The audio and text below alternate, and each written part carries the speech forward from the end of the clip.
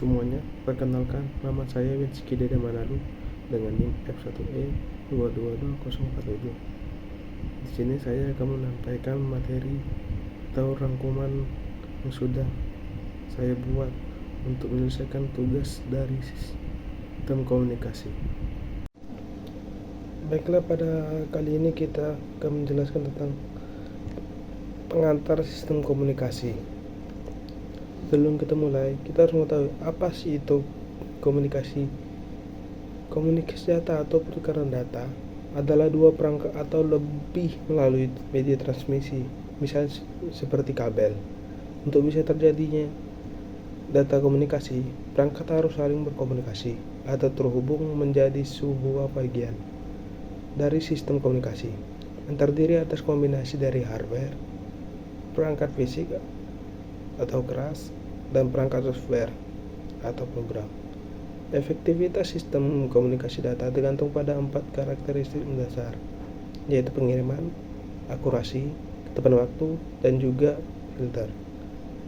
Atau bisa juga didefinisi komunikasi data adalah proses pengiriman dan penerimaan data secara elektronik dari dua atau lebih alat yang terhubung ke dalam sebuah network, atau bisa sebut kita jaringan, melalui suatu media. Dan juga tujuan komunikasi data adalah untuk mengirim data dalam jumlah besar dan waktu singkat dengan cara efisien dan ekonomis dari suatu tempat ke tempat lain tanpa ada kesalahan. Dengan keuntungan dari komunikasi data itu adalah memungkinkan penggunaan komputer atau terminal secara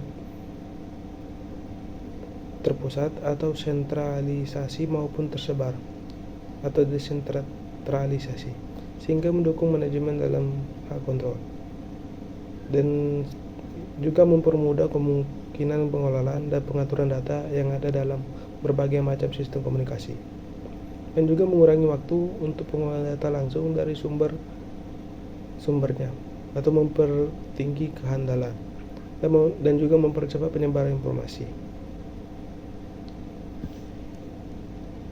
Baiklah, dalam komunikasi data ada juga beberapa komponen dalam komunikasi data. Dalam proses komunikasi data pasti terdapat komponen-komponen penting dan harus ada. Ketika ada salah satu komponen yang tidak ada, maka proses komunikasi data sulit terjadi dan bahkan tidak pernah berhasil. Nah, apa saja komponen-komponen itu tersebut? Dia ada 6, yaitu sumber data, transmitter, media pengiriman, penerimaan, tujuan, dan protokol. Dari sini saya akan menjelaskan satu sumber data.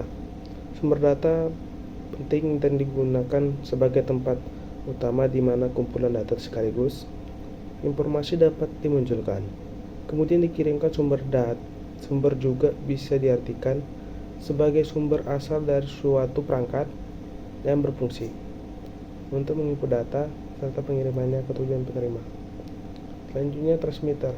Transmitter bertugas membangkitkan kumpulan data terlebih dahulu, kemudian mengolah dan memproses sedemikian rupa. Setelah data tersebut diolah menjadi kategori teks tertentu, maka akan diubah dan dikirim melalui perangkat lain dengan bentuk sinyal analog, kemudian dikirim dan disalurkan kepada perangkat sebagai penerima data. Selanjutnya media pengiriman. Sistem transmisi atau media transmisi bertugas membawa sinyal yang berasal dari sumber transmisi disampaikan atau dikirimkan ke penerima. Bentuk sistem transmisi seperti jalur beragam. Ada jalur tunggal dan ada juga jalur kompleks. Jalur tunggal hanya akan dilewati satu jaringan, sementara jalur kompleks membutuhkan beberapa rangkaian sistem jaringan. Selanjutnya penerima. Tanpa penerima, maka komunikasi data tidak pernah terjadi. Penerima informasi atau data bertugas menerima sinyal yang berasal dari sistem transmisi. Proses penerimaan tersebut melalui berbagai proses hingga tidak bisa langsung diterima begitu saja. Salah satu contohnya itu dari tahap pemrosesan tersebut adalah workstation. Tujuan.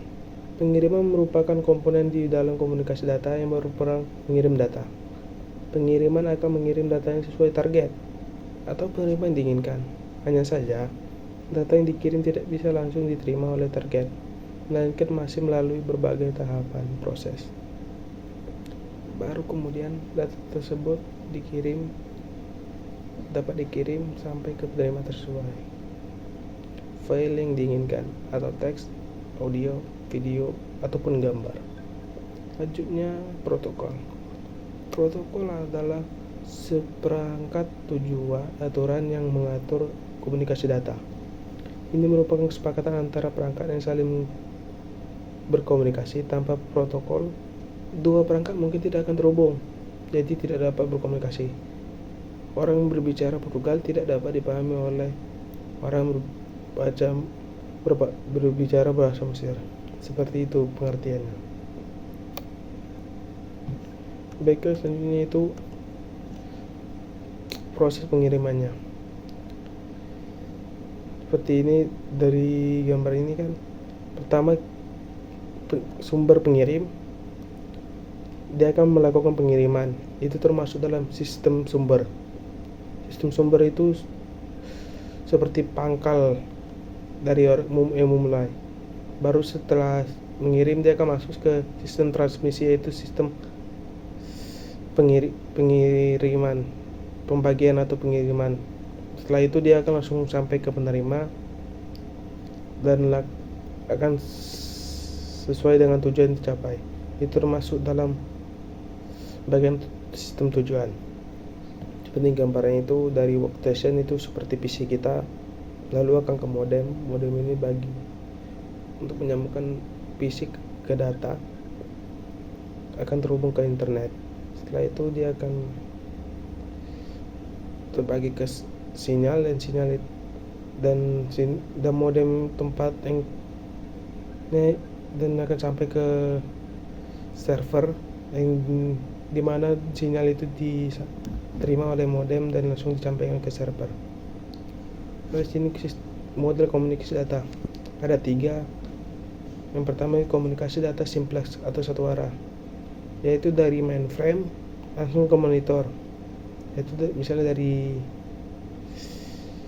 pusat dia langsung ke monitor, dia langsung satu arah.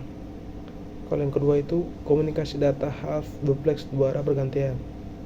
Itu seperti dua PC yang saling mengirim gambar. Itu artinya dua arah bergantian. Dia bergantian mengirim dan menerima. Dan selanjutnya komunikasi data full duplex, dua arah bisa bersamaan.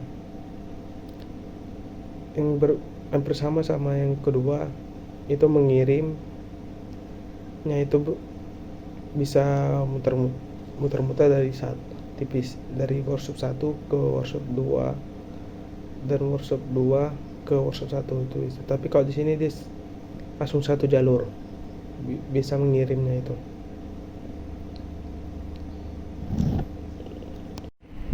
Baiklah semuanya, hanya itu yang dapat saya sampaikan. Bila ada tata bahasa atau tutur kata yang kurang sopan, mohon dimaafkan, dan jika yang kurang jelas tolong dimaafkan juga. Dengan sini saya Rizky dari Manado untuk menyampaikan terima kasih sudah menonton sampai habis.